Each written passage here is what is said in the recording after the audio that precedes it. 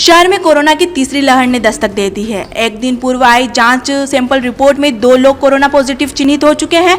इन्हें आइसोलेट किया गया है। शहर के प्रबंध नागरिकों की माने तो जिले में अभी मात्र 2 एक्टिव केस है, लेकिन लापरवाही का सिलसिला यही रहा तो आगामी दिनों में संक्रमितों की संख्याओं में इजाफा हो सकता है। संक्रमण के बढ़ते मामलों से निपटने के लिए जिला अस्पताल में भी पर्याप्त व्यवस्था नहीं है। नीमच से कोरोना जाँच के लिए रतलाम भेजे जा रहे सैंपलों की रिपोर्ट भी 4 से 5 दिनों में मिल रही है। वहीं ओमिक्रॉन की जांच के लिए सैंपल दिल्ली भेजे जा रहे हैं, जहां से रिपोर्ट आने में कम से कम 5 से 6 दिन का समय लग रहा है। अब ऐसे में यदि किसी व्यक्ति को संक्रमण की पुष्टि होती है तो वो सैंपल लेने से लेकर रिपोर्ट आने तक न जाने कितने लोगों को संक्रमित कर देगा। जिले के जनप्रतिनिधियों व अधिकारियों को इस दिशा में कोई ठोस कदम उठाना चाहिए। जहां तक ओमिक्रॉन के कारण जो कोरोना बढ़ रहा है, उसके जांच के संसाधन नीमच जिला स्तर होने के बावजूद भी यहाँ मौजूद नहीं है। जब कोई एक पेशेंट यहाँ आता है और उसकी जांच बाहर जाएगी और 8 या 10 दिन में वो होके आएगी, तब तक वो हो सकता है अपने से 10-20 लोगों को संक्रमित दे दे और वो 10-20 लोग फिर वापस 10-20 लोगों को संक्रमित कर दें, तो ये चैनल बहुत बड़ी हो जाएगी। जहाँ तक नीमच जिले का सवाल है, जिला चिकित्सालय में सुविधाओं का अभाव है। यहाँ मूलभूत सुविधा भी नहीं है। अपन ओमिक्रॉन की तो बात करना बहुत दूर की बात है। यहाँ सही मायने में सोनोग्राफी या दूसरे संसाधन भी उपलब्ध नहीं है। मैं सांसद महोदय से, विधायक महोदय से ये निवेदन करूँगा कि नीमच जिला अस्पताल के ढांचे को सुधारने का भरकस प्रयास करें और शासन द्वारा उपलब्ध धनराशि का यहाँ अधिक से अधिक उपयोग कर इस ज़िले की जनता को महामारी से ही नहीं बल्कि बीमारी से भी बचाने के लिए सहयोग करें। जनप्रतिनिधियों का कर्तव्य होता है कि इस तरह के कार्य करते तो हैं मगर समय पे करें, और मैं कहूँगा समय के पहले करें, जिससे कि नीमच जिले के सभी नगरवासी, ग्रामवासी इस सुविधाओं के साथ साथ आने वाले संक्रमण से भी बच सके। ओमिक्रॉन का जहाँ तक सवाल है, अपन नीमच की बात नहीं करते हैं, अपन बात करते पूरे हिंदुस्तान की।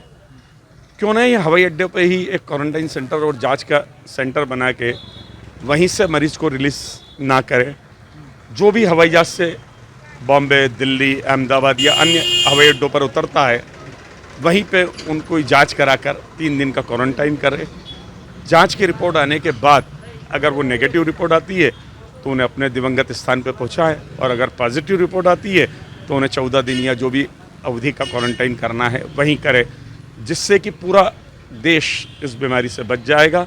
मैं चाहूँगा कि देश के चुनिंदा 10, 20, 25 एयरपोर्ट जो अंतर्राष्ट्रीय उड़ान आती है, वहीं पे अगर इसकी रोक लगाई जाए तो ये महामारी भारत में निश्चित रूप से नहीं फैलेगी। जनता से भी यही निवेदन है कि शासन तो अपना काम करेगा ही, जनता भी भीड़ भाड़ वाले इलाकों में ना जाए, धार्मिक, सामाजिक एवं राजनीतिक आयोजनों में हिस्सेदारी ना लें, वैवाहिक कार्यक्रमों में भी निर्धारित मात्रा में जाए और अनावश्यक रूप से बाजार में भी ना जाएं तो सोशल डिस्टेंसिंग, मास्क एवं सैनिटाइजर का अनिवार्य रूप से पालन करें, क्योंकि जब भी कोई महामारी आती है तो शासन द्वारा उपलब्ध सुविधा, यहाँ तो खैर उपलब्ध सुविधा की कमी है, मगर मैं कहूँगा अगर शासन इस कमी को दूर भी कर देता है तो कमी ही रहेगी अगर बीमारी अधिक मात्रा में फैलती है। तो कोरोना का दूसरा दौर जो हम लोगों ने देखा है वो बहुत भयानक था।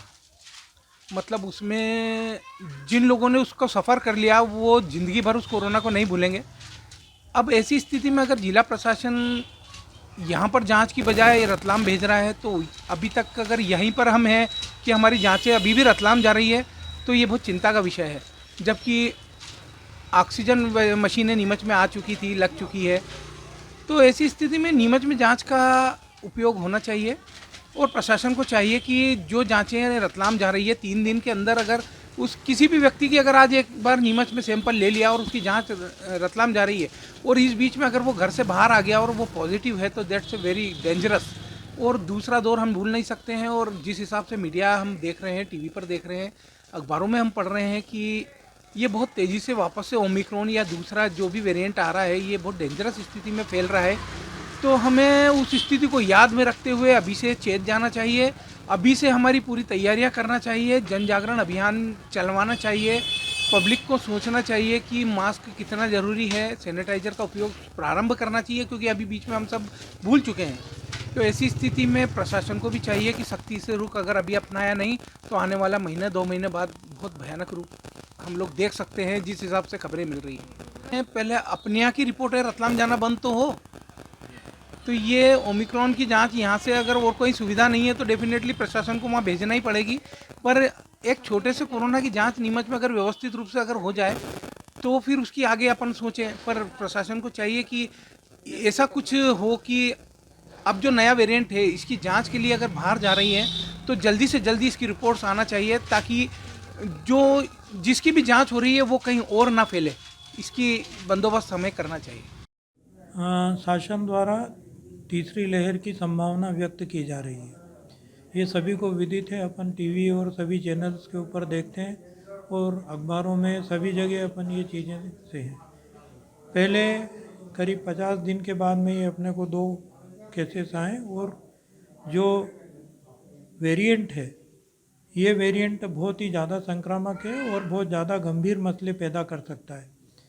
अब ये म्यूटेट होकर के आया है ये वायरस, इसकी आगे क्या स्थिति रहेगी ये अभी से कुछ कहा नहीं जा सकता है। हमारा प्रयास ये रहा है कि सभी वैक्सीनेट हो जाएं, दोनों डोज लग जाएं लोगों की, और इसके लिए अथक प्रयास किया है। कई लोगों ने इसके अंदर जो है पार्टिसिपेट नहीं किया है, हम लोग फिर उनको कहते हैं कि इसमें पार्टिसिपेट करें।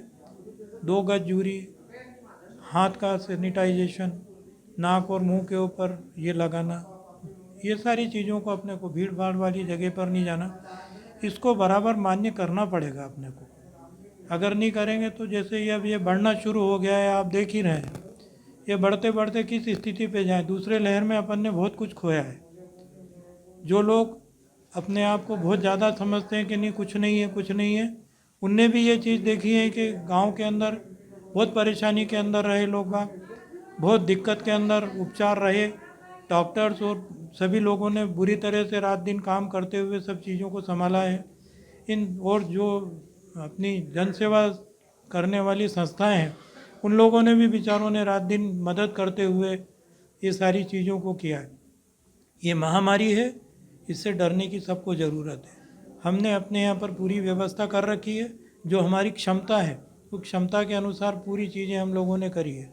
सेवा करने के लिए हम लोग तत्पर हैं, परंतु जागरूक होकर के अपने बचाव को आदमी को स्वयं को करना होगा। जो कोरोना की जो रिपोर्ट भेजी जा रही है अभी कहाँ भेजी जा रही है और कितने दिनों में इसके रिपोर्ट आ रही है? अपने यहाँ से रतलाम जाती है RT-PCR की रिपोर्ट। रैपिड टेस्ट जो होती थी, रेड टेस्ट, वो अब शासन ने बंद कर दी है और ये RT-PCR रतलाम भेजते हैं अपन, दूसरे दिन आ जाती है उसकी रिपोर्ट। परंतु अब नई चीज़ जो जुड़ी है कि इसमें जीनोम सीक्वेंसिंग जो करना पड़ रही है वो उसमें थोड़ा टाइम लग रहा है। वो दिल्ली वगैरह जो लेबोरेटरीज इसकी सीक्वेंसिंग की हैं वो बहुत कम है। ये सीक्वेंसिंग की प्रोसेस के अंदर कम से कम 6 से 7 दिन लग जाता है। तो वो ज़रूरी हो गया है ये ओमिक्रॉन के कारण कि देखना चाहिए, क्योंकि ये इन्फेक्शन को बहुत बुरी तरह से फैलाता है। जो पहले इसके पास में वेरिएंट था वो उससे कम से कम 6 गुना 8 गुना ये संक्रमित करने वाला है। तो इस स्थिति के अंदर जो है अपने को समझदारी दिखाना ही होगी, अन्यथा अपन कई चीज़ें खो सकेंगे। नीमच से आसिफ अली की ये रिपोर्ट।